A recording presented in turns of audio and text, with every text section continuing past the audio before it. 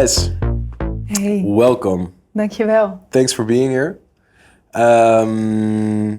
Like with every guest so far, and yesterday as well, we've known each other for a couple of years already, I guess. I know what you do, and we just had a chat about it, what it is that you do besides the things that we know each other from. Could you briefly introduce what it is that you do and mainly professionally as well? Yeah, sure thing. I think it's about 7 years ago, huh? I think so, yeah. 2015. It's crazy to say that 2015 is 7 years ago. Yeah. It's crazy. But yeah, I think it was. It is, yeah. Yeah, and that's where it all started. I started doing like a little stage management. And that's, I think, the thing that I do most now as well. But that totally developed to stage management for festivals, but also big commercial projects. Yeah. And on top of that, there's a lot of artist handling. So we have a festival industry, and we also have like Ziggo Dome productions and arena shows. And on that shows, I do a lot of artist handling. Yeah. So you really take care of all the artists until you are on stage, and then there's a full stage team. Yeah. And I started doing my own productions. Yeah. Yeah.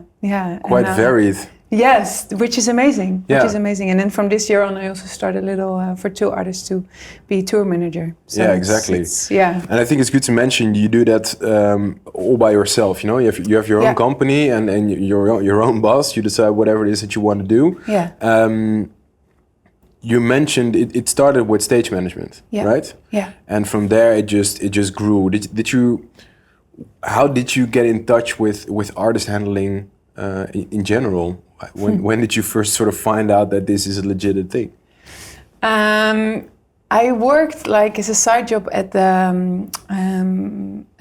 theater in Amsterdam, at the Stad Schouwburg. Yeah. And by then it was Café Cox, like the little cafe underneath the Stad Schouwburg, and that's where like Peter, the guys who now do George's Winter Garden and a lot of other productions, and they did Park am Zee for the first time. And so they called me and they were like, "Hey, yes, we're trying to find someone who wants to like drive all the artists back from the Schiphol to the hotel and to the festival." And I was like, "Yeah, let's go. Sure. That sounds like fun. Sure." And so after a full day of doing that, I literally, they all artists invite me, like, "You have to come to the after party." And I'm like, "Oh God, no, I've been driving for 15 hours. Yeah. I can't, like, I'm super tired." But it was such a fun day. Yeah. And what I discovered there is that there was, like, I've been acting before all this.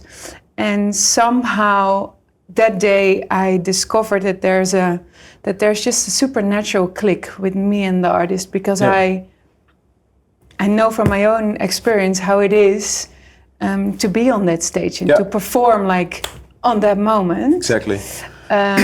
So it was just a supernatural environment where we had a lot of fun and understanding for each other, and the fact that I could take care of them the whole day, it was just something really nice.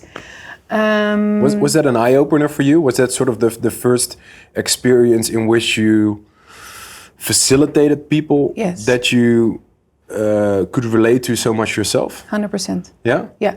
And it was an eye-opener. Did you think by then, I like this better than what you were used to? Or at that point I was with acting on a point that it's been amazing, and then I did a lot of fun things, but it's a super hard industry. Yeah.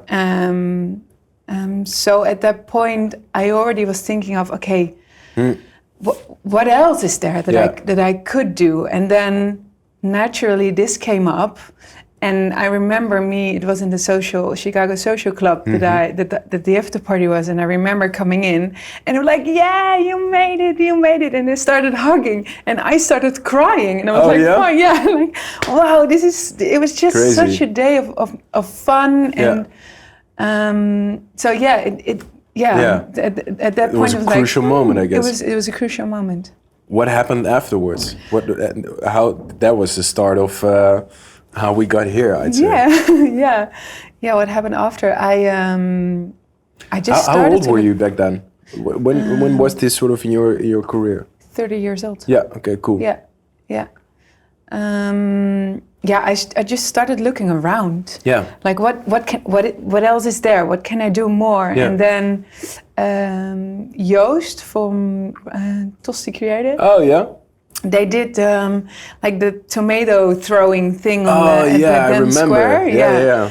And so I kept calling him like, let me know if you need someone. Let me know if you need someone. Yeah, cool. And he was like, no, I'm managing by myself. It's okay. We're gonna be fine. And then the morning itself, I texted him and I was like, are you sure? Are you okay? And I was like, no, I'm going crazy. Can you please help? So I got on my bike and I went to the Dam. And that was my first stage management job. Yeah. And that's where Chris Goss Amsterdam was performing. And way back in the days. Yeah. So, and again, we just had a super fun day. And of course, we worked really hard, but we had a super fun day. And there was an amazing click. Yeah. And then I can't remember about timings, but a couple of weeks later, they called me. Hey, we have our first show at the Markantine. It's a big show. We need a stage manager. We were really happy with you. Can you come over and do you want to do the job? And I was like, yeah, sure thing. Yeah. And by then also, I knew someone from Dekmantel. Yeah. And that's also such a crazy to reminisce about it. Yes, and they had a lot of trouble at that moment as well because there was a lot going on in the hotel where all the artists were sleeping, and so Joya threw out a message: "Can someone help?" Yeah, and I said, "Yes, I'm let's go. Yeah, let's go." And I'm like, during the day I'm working in a cafe, but maybe I can switch some things around. So I did a double job by then. Yeah. And I remember that's also a very memorable moment that we walked at the festival that evening, and the Sunday evening when I was done. And I remember Televos was playing, and through the trees there was like all the lights coming on, and I just magic. Yeah, magic. And I started crying, and I was with one of my best friends, and he only grabbed my hand. He's like, "This is out of happiness, right?" Yeah, like, I'm really happy. Nice. That's so cool. Yeah, and then at the Markantine with Chris Goss, Paul was there. Yeah. But then he was the club manager. Paul Kelboer. Yeah. Paul yeah. And at the end of the evening, I was like, I heard you're going to officially open in a couple of weeks and you probably need someone, right? And Paul was like, oh, okay. We probably... I think we do. Yeah. Nice. Maybe we should talk next week. And then it took off. Yeah. It's crazy. Yeah. The funny thing is that... How was it to sort of learn the craft by yourself? Because all the majority of the people that start as artist handling crew, for example, with us, but we're not unique in that sense. They start as runner, or as a stagehand, or as a driver. Yeah. You just learned on the job what stage management was about. Or did you have examples of people, or did you? Yeah. What I did.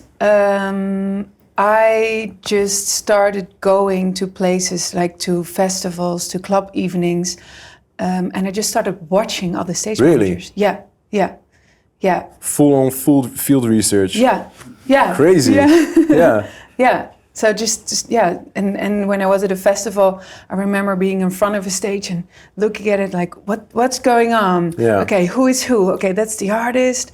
There are people hanging around him, and then that man or the woman, she's running around like crazy. She must be doing the stage management. And I literally started watching everyone, and then also doing it myself. So yeah. How would you describe artist handling? What is that to you in general? Because you already mentioned for a Ziggo Dome that's different than at a festival site. But what should it be about? For me, it's creating a safe space for the artist, where he or she can do the things they want to do. Yeah, that makes them the happiest person in the world. So it's all about creating that safe space. Yeah. And a happy and nice surrounding, it feels like maybe that you're the backbone of the artist, you know, and if the space is safe and they feel good, they don't have to stress about like anything, and when you've been creating that surrounding, then magic can happen. What is it that creates this safe space, or what are the things that can create it, or perhaps even hurt a space in that sense, or jeopardize it? It's several things. Like it obviously starts with like literally a safe stage. You know, that there are no holes in the floor or things they can trip over, and that all the technical equipment is there, and like even big artists are at times nervous, you know, or are super jet lagged. So on one hand, it's literally in technician and all that kind of it's very to have practical. And on the other hand, like I was a bit surprised, but what I always did was before the event started, I started looking into all of the artists. So what have they been doing the week before? Is there maybe new music? Like the day before, he or she is in America, so they will come on stage and have a big jet lag. That means that I need to take care of them a little bit different than someone who like was on a bike for 10 minutes or in a car, you know, from Amsterdam and the local artist. So and that for me is I think the biggest thing to really take care of them. And by knowing how they feel, and of course I ask, but before they are with me, I already know in kind of state of they are. Of course. It starts with empathy then, I guess. 100%. Yeah. I think it's super funny that you mentioned this because in my experience, most of the people indeed say it's about making sure the artist can do whatever that artist wants to do and feels good, feels safe. So hospitality, in your case, empathy, I think is even more deeper in that sense. Sometimes you run into stage managers who are all about sort of the more the practical, everything clear, no one on stage, that kind of stuff. How do you feel about how does the practical, more the event should run smoothly kind of idea, how does that relate to more the hospitable part of it, the hospitality part of it? For me, it's the combination of both. It has to be, and maybe that's like maybe my older colleagues, but then it's maybe it's also a difference on what kind of stage you are at, you know. But then still, I'm quite 100% sure that it needs to be the combination of both. And of course, if you only have the practical part of it, the show will run smoothly. Probably. But then if you have that hospitality part of it and you're really able to take care of the artist and create that safe space in like more levels than only the practical part of it, there's another layer that comes on top of it, you know, and then there's, I always talk about the magic that appears, you know, because that can only arise when everything is perfect. And I think when we only have the practical part of it, the artist can do a good show. Business. Of course. Business. Just work. It's I'm here for 1.5 hours or maybe 3, and then I can do a set. Or show. Especially when a crowd is a bit far away, perhaps. And when that other part comes with it, like the empathy and hospitality and just being nice, you know, and have a good time with each other. Yeah.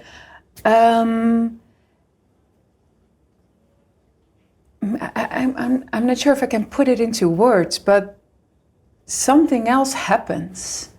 You know, someone starts to relax, and what we do is super amazing. Yeah. And like, yes, this, we can call this work. Like that still blows my mind, you know. And when we can do it within the most amazing surrounding, then that magic little thing comes with it, you know. And then it's not only work, but we're starting having fun. Yeah. And then still I can't put it into words, but I see something changes within the artist. It's a domino effect, right?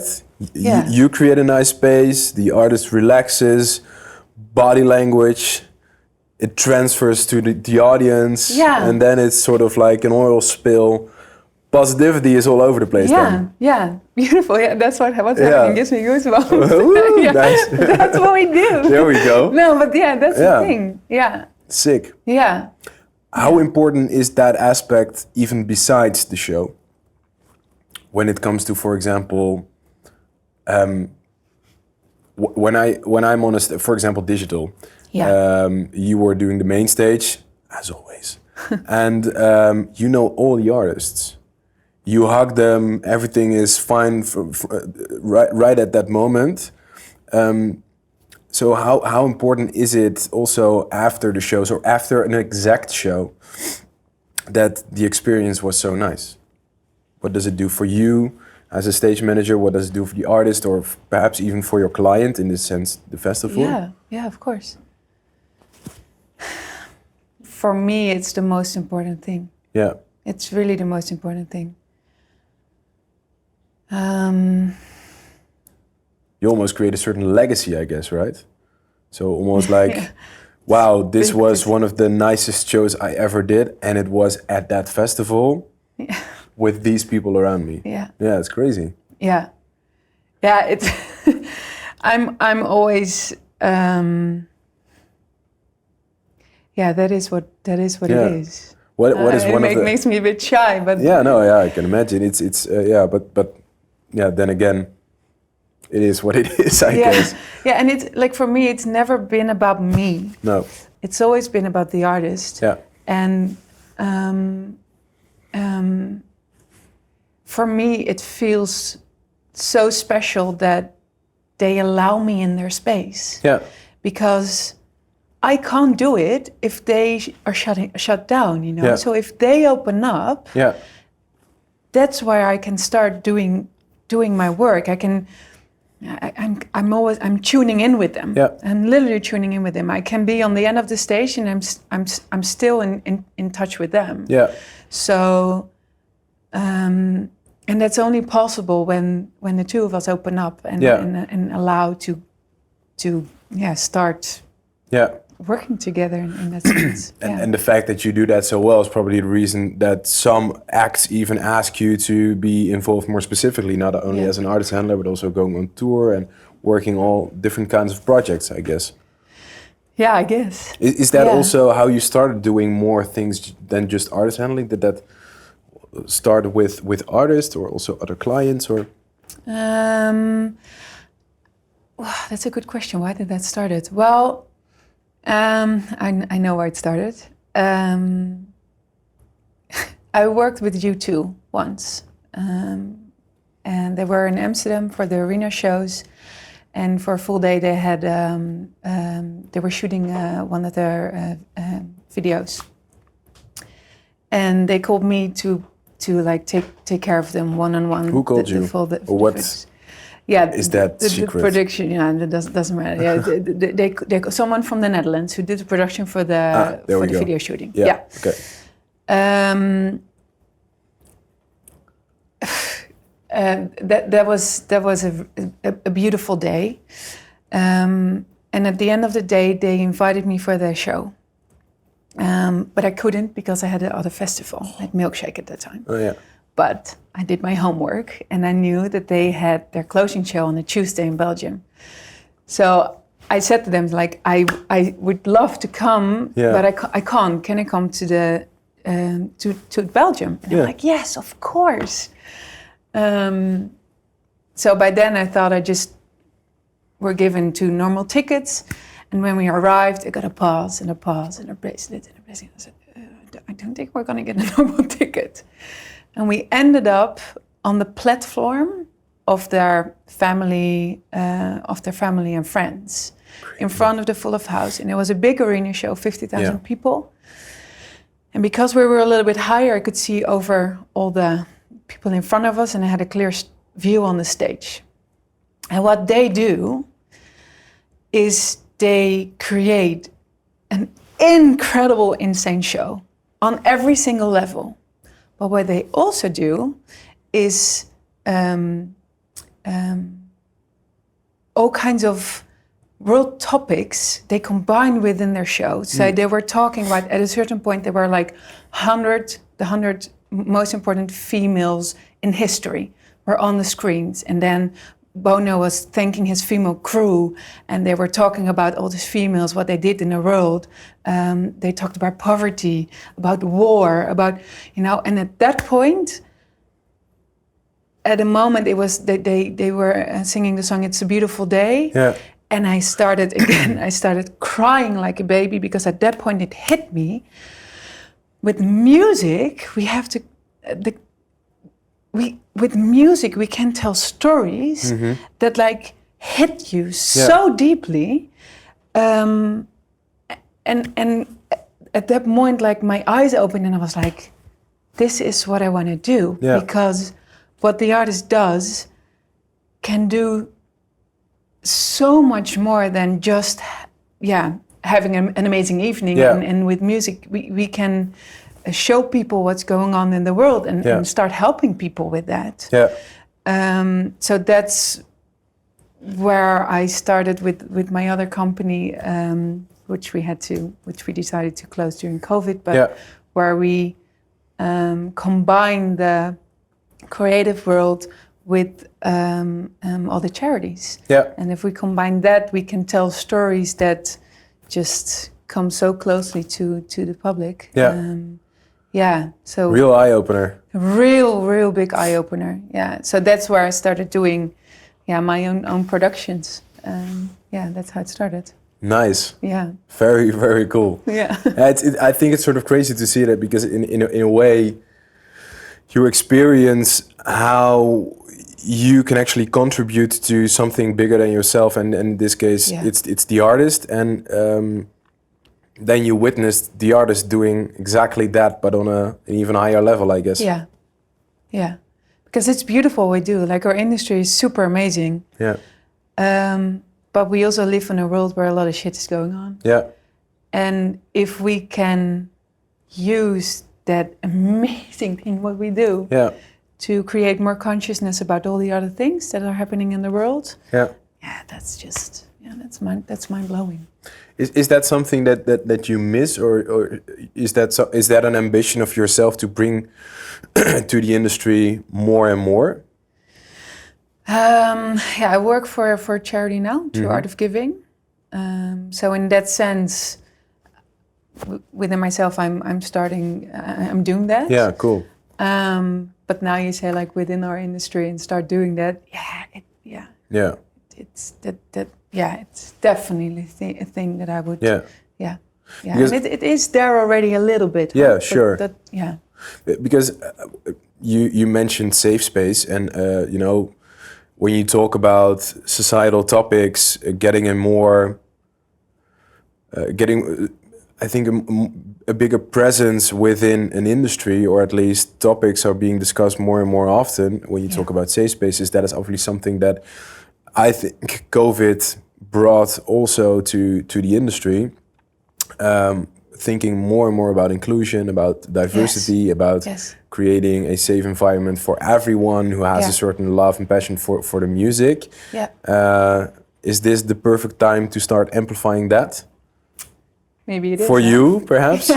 Well, you mentioned digital, and I think that's one of the big things that digital did this year.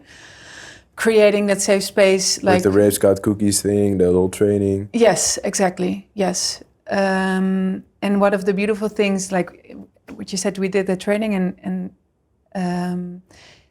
one of the beautiful things that was in the training was that they said, like, for us, the festival feels like an example of how, they put it in different words, but that's how I was reading it, of how the world can be. Yeah, exactly. You know, the inclusivity, the taking care of each other. So yeah, in that case, it might be a very good starting point to do more. Yeah, cool. And we're ready. Like I've been having this conversations with so many people the past years, and there has been a big change in the industry. For example, about the whole.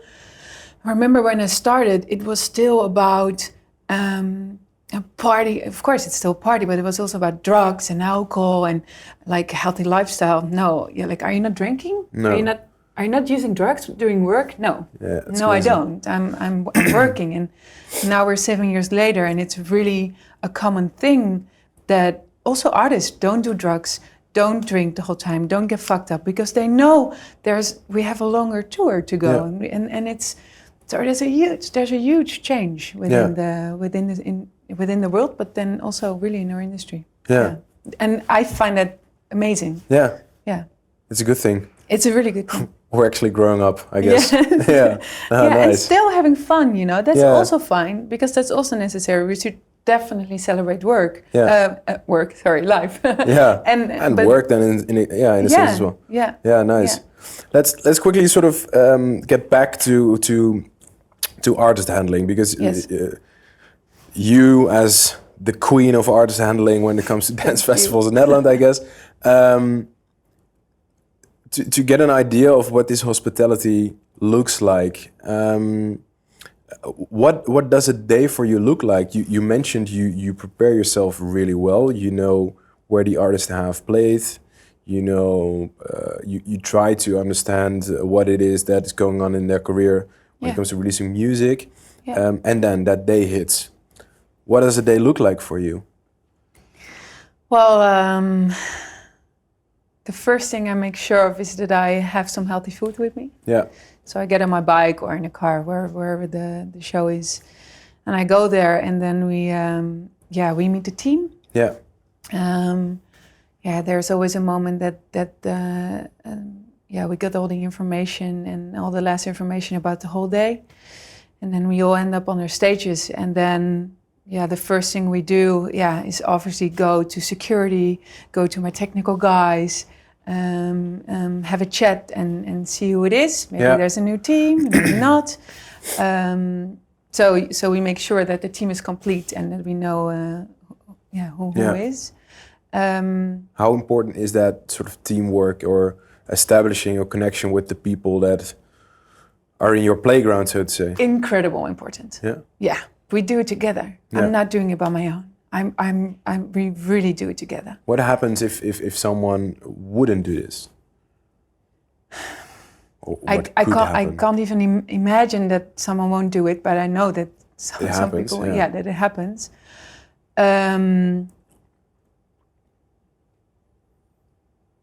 Like, for example, maybe this is the best thing to explain. Like, I was a bit blown away that I heard stories that a lot of stage managers are not in touch with their security guys. For me, it's super important that they have a drink as well, and earplugs, because they're in front of the speakers, and that at some point during the day I check if they are also okay.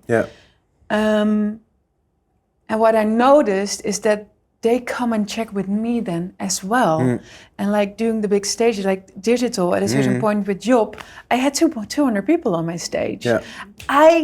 If there's someone I need at that moment, is my security. Like to shut my stage down, to help me out, to check my bracelets. It was closed off. It was closed off. Moment. At the moment, So, and I think, and it's chaos. And for them, it's also super intense. But because we've been in such nice contact, they don't complain. No. It is what it is. And they're like, Judy are you okay? calls. Are we good? Yeah. Is there anything else? So I think by doing that, for me, it is my team, but we are a family throughout the whole weekend, you know? Yeah, exactly. So I think we all run a bit harder for each other. Yeah. Because I think it's superhuman that if you have nice contact with someone and there's something going on, you just want to help each other. Yeah. And so by creating that, by doing that, the first thing you come, you create an environment also for the whole team. Yeah, exactly. Yeah. I think the biggest misconception about stage management is that it's about pouring drinks, mainly. Yeah. Or solely, even. Yeah.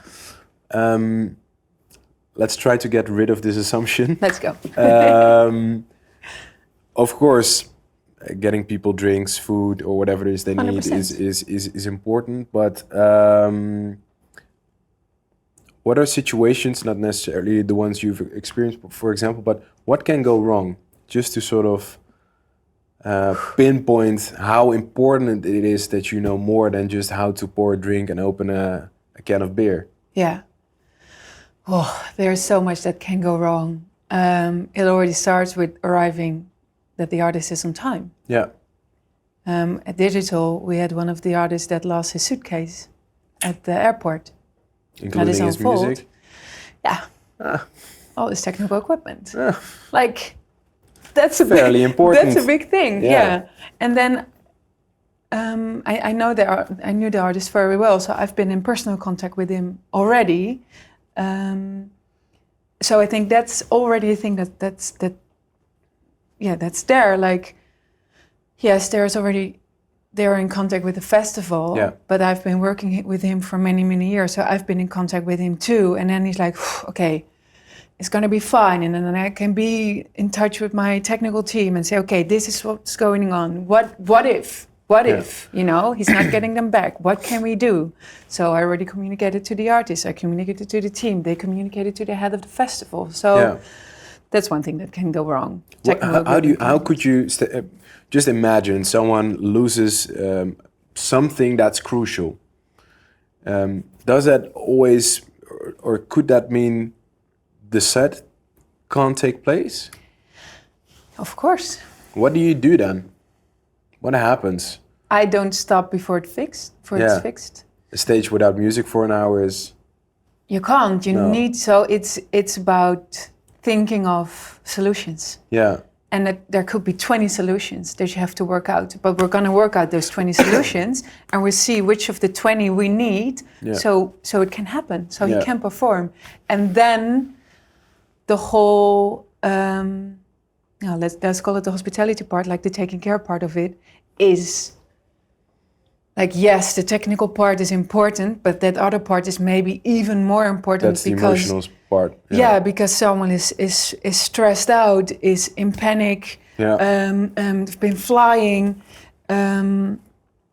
So then like really taking care of someone is super important. And that's more than pouring a drink. Yes. It's about comforting someone. Yes, it's about comforting. It will be all right. I got your back. Let's fix it. Yes. Try to be the rational shackle between this situation and the solution. Yes. Yeah, 100%. How did it get solved? In the end, he got his suitcase back. That's nice. That's a good solution. That was great. Yeah. And in another situation, do you then ask, for example, other acts to play, or what's? Yeah. I've had it. Yeah. I've had it, and then you just make sure that there's like for half an hour someone else, or the artist before. You try if they don't have another gig, if they want to play longer, for example. But we also had that, like, we didn't have any sound anymore, you know, because it was bad weather and there was a lot of rain and water, and then that's a full stress for like everyone involved. Yeah, everyone involved. Weather is, especially wind, is difficult as well, right? I've never experienced problems with wind. Always water. Water. I had an event with Audi Obscura with Job Jobs and Dixon at het Concertgebouw. And we had to close, like some parts of it was way bigger in the media than it was in real life, but some parts of the ceiling came down. Because of moist? Or? No, I don't know how it's called, but like at the Concertgebouw you have these,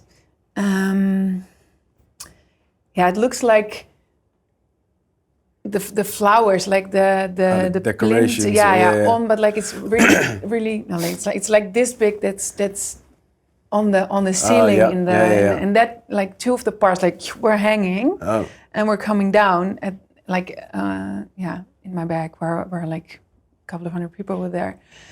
Yeah, I think that's the most stressful thing we've all ever experienced, and then it like all the parts we've been talking about, they come together at once. Then you need your security, then you need to support the artist, because we had no clue if we had to shut down everything or that we could go on. In the end we had to close it down, so like I can't remember how many hours before the end, but we needed to get everyone out. But there was an after party at the loft as well. So all the people from the concert, from Concertgebouw, they thought, oh, well, we had to shut it down. So we probably can get in free at the after party at the loft. That's 300 people. So everyone, like half of the people from that, wanted to get into the loft. Then at the loft, there was something going on with things that were scanning the tickets. Oh God. So we were full, and then a lot of people with tickets couldn't go in anymore. Then obviously Nout and Jeroen from Adi Obscura, they were like taking care of, they were with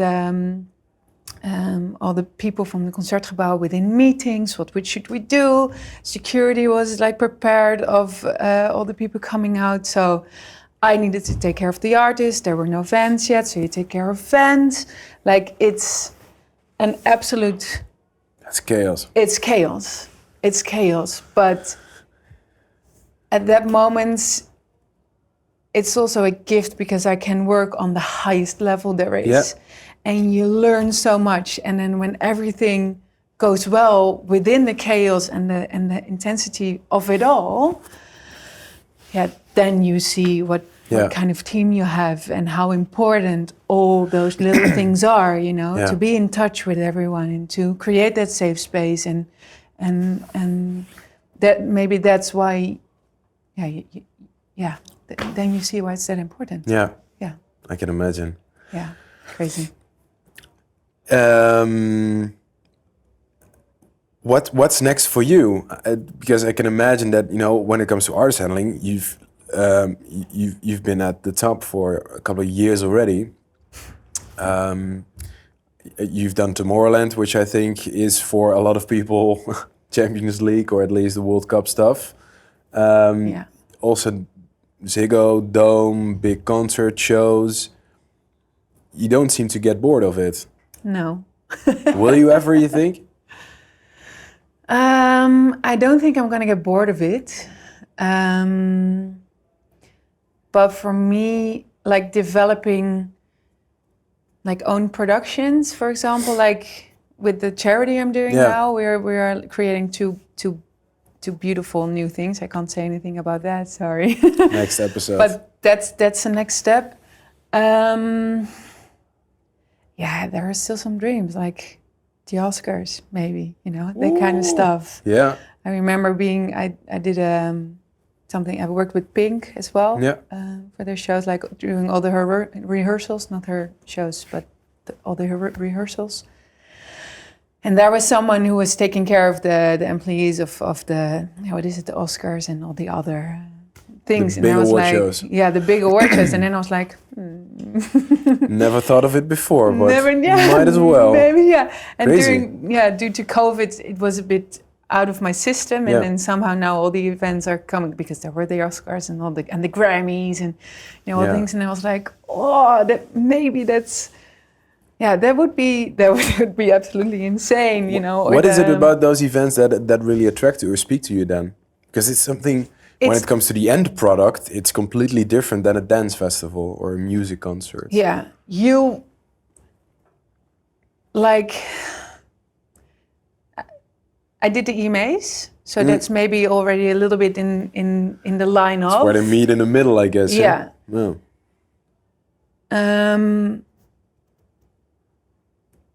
Those artists are so insanely big that they ask everything and more. Yeah? In a lot of ways. In a reasonable way?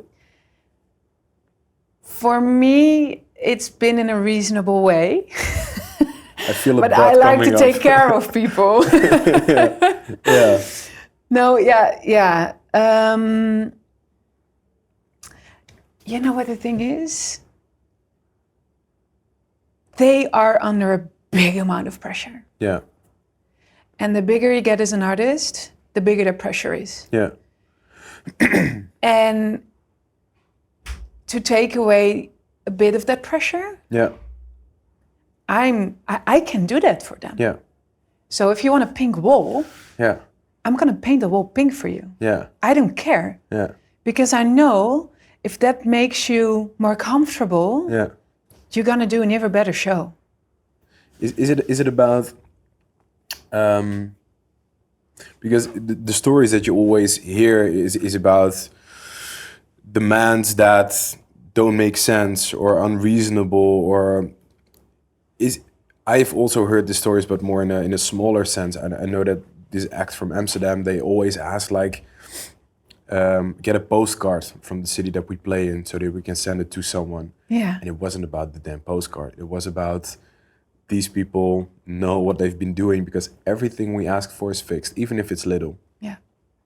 Do you see that parallel with huge acts that ask for perhaps, unreasonable things? It's about a sense of safety. They even took care of that, so I'm kind of fine.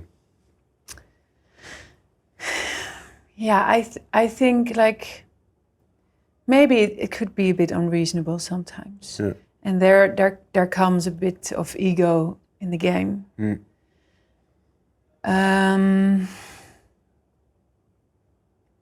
But we should not forget that they are on tour. Yeah. They aren't, so you don't have a home base. No. You don't have it. Like I've been on tour with Ryx for 3 weeks. And that was the first time I experienced that myself. And I was like, Paul, and if then someone brings you your favorite food or took care of, like he would love to have like pillows on the floor, and those, we brought them ourselves, like those salt lamps, because it just creates a really relaxing and nice atmosphere. If they took care of that, you've been on the road and you've been with a tour bus, you've been sleeping in a bunk, which I actually super like, but not everyone does that and sleeps very well. And you come into the location where you have the show. Yeah. And you can relax there for an hour, and they took care of it. It means the world, because for a second, if you have a new home for that day, and they make you feel at home. Yeah. So it's exactly what you do on stage, but in a different place. Yes. It's the exact same mechanism, I guess, right? Yes. And maybe when we have this conversation in 2 years, and I've made you've done the Oscars and the Golden Globes. I don't know. Yeah. But maybe I come back with a different thing. Like, it's been a bit crazy. But then again, it's on such a high level that I can work, and I can learn new things. And I'm in situations like, oh fuck. Yeah. How the hell are we going to fix this? And then when you're able to fix it. I like to play with that. Yeah. Now maybe not playing is not the right word, but I like to be in that surroundings. I like being challenged like that. It's rough and that's it. Yeah. That makes it rewarding, right? Yes. Yeah. Yes, and also when they. I don't want to name names, but. That's also a thing. Like I could have a million stories about, but with the EMAs, I took care of one of their big artists for about a week, and from colleagues I got phone calls like, "Be careful because he is like Oh yeah. He's gonna scream at you, and he's like, on moments he's gonna flip, and so just be careful. Know that he. And it didn't happen for a full week, and so that it always feels a bit hard to talk about that myself, but then it makes me aware of what then maybe I do differently than people did before. And yes, we came at a certain point that the Red Bull that he wanted was at his stage, and he didn't want to play until it was there. Yeah. A lot of people would say, well, go fuck yourself. Fuck off. Fuck off. Just play your Do thing. your damn but job. he was like, I'm not going to go on stage. Yeah. And me being the person taking care of him, okay.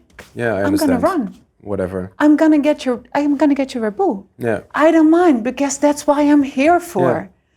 And maybe that's a big difference. With me and other people. Yeah. I don't mind. Yeah, no prejudice. Yeah. When there's mutual respect. That's a big thing. I know we've had an experience with you on a festival. I wasn't there myself, but I know that was outrageous what happened with people that weren't even playing themselves, but tagged along with artists that were not nice is the biggest understatement of the century. Yeah. What happens then? Because in this case, people were very, very disrespectful, treating you like shit, as if you were their damn PA. Yeah. They weren't even artists. No, and even some of the artists did that. Yeah, of course. Yeah.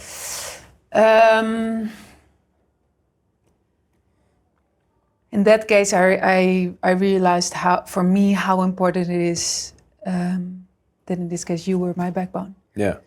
That I could tell you like, fuck, I need your help now. Yeah. Because I can't manage anymore. Yeah. Even the security fucked it up. Yeah. So what do? You just do everything you can. Yeah. And you try to set boundaries every single time and try to calm them down. Yeah. And keep communicating, keep having the talks, keep and maybe educate them a little bit about this is not okay. No. But that day I broke down in tears almost 3 times because it was outrageous. It's crazy. It was really crossing my boundaries. And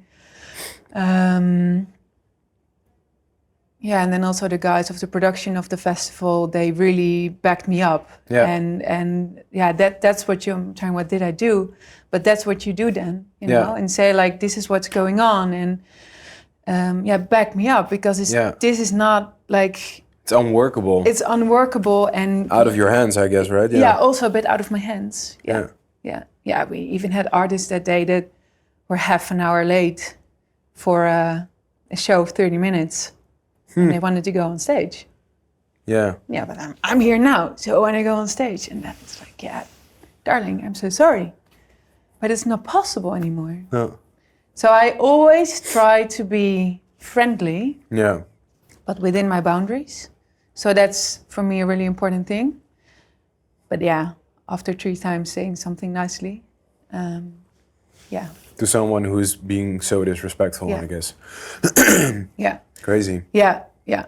How do you is there a way to prepare yourself, or I can imagine people watching this, artist handling is a super, super popular domain within events. Yeah. But is there a way of preparing yourself for situations like these, or perhaps both, actually doing it, witnessing it, creating a sort of confidence within the work is the only way to prepare yourself for it?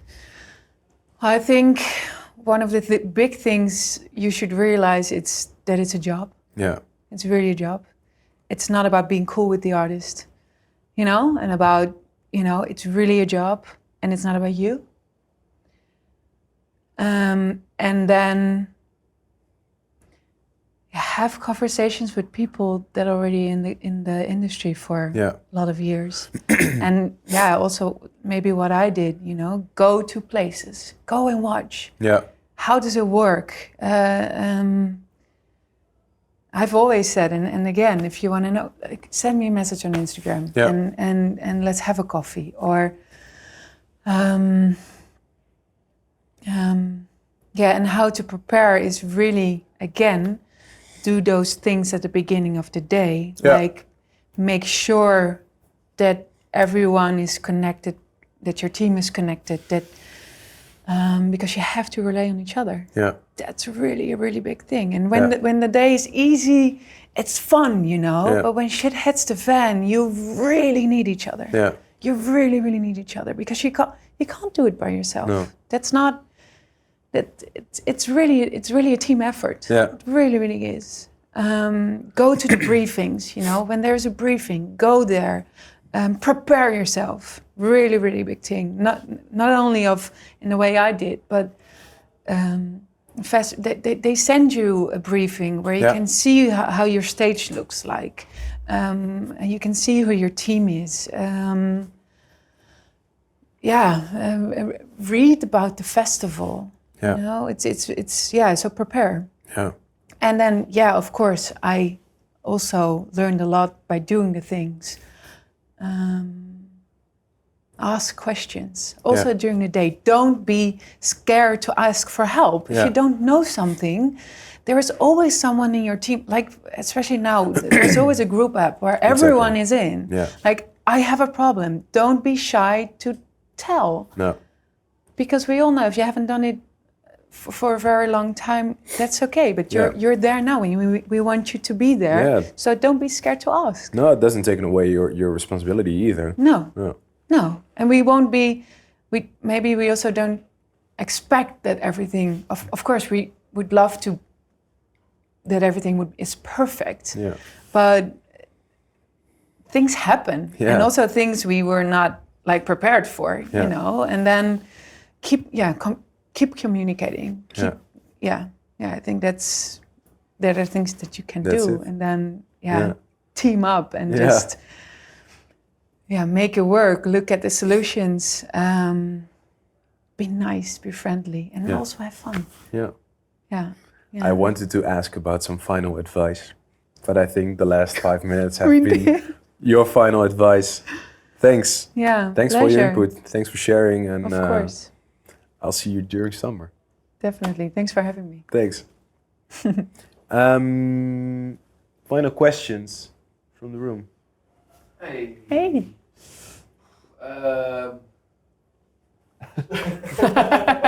Not really questions, but I got a few goosebumps along the way when you tell the story. It's about you managing different situations and being in this position. I personally did some stage management jobs as well, which I really liked. Eventually, I found my passion in other things, which I will elaborate on in the next session. Not really questions. I really mainly want to state the fact that you really see you have passion for this, and I think that's main important in doing something in a qualitative way. If you have passion for it and you really know how to express it, and you really can find out why you are passionate for something and dive a little bit deeper, people around you see it as well, and it's appreciated, and it let you make steps, even though of course you're trying and it comes from your own initiatives to keep on growing. But if you share your passion around you, it also grows organically, I think. You just and I know for sure you will do the Oscars someday. Let's go for the Oscars. I don't know if you have something to add, Klaus? Yes, I do have a question because it's a while ago, but I saw, it was actually a video, and it was from a while back. But they said that whenever they think of stage management, people they used to, or maybe still do, think of males as a lady, and also I see a lot of I call them boss ladies, like they're just running the show. But is there any maybe advice for the future ones that they might think like, oh, maybe it's a little scary, you know? Is there anything you could give to them like, hey, that gender doesn't play a role, it doesn't matter, but they should know. Is there anything you can give them on that? Well, gender should not matter. That's a true thing. But yeah, when I started, there were not a lot of females in this industry. So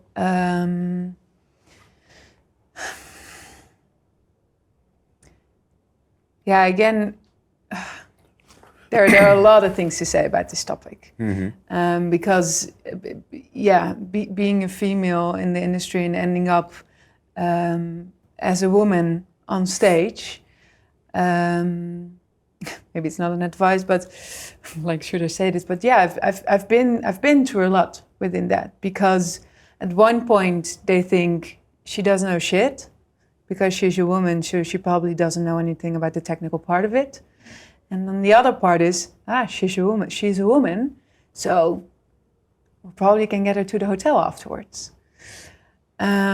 So when I started, and I did, like, in the beginning, like going to other places to watch, I made an agreement with myself. I really want to get into this, but the one thing I'm not gonna do is sleep with artists, go fuck around, you know, because, and it's a crazy thing, because the female part of our industry, that's a bit much easier, than they can more easy do what they want to do. Sorry to say all of this, but it is a fact. Yeah. Now 7 years later, there's a lot of change, and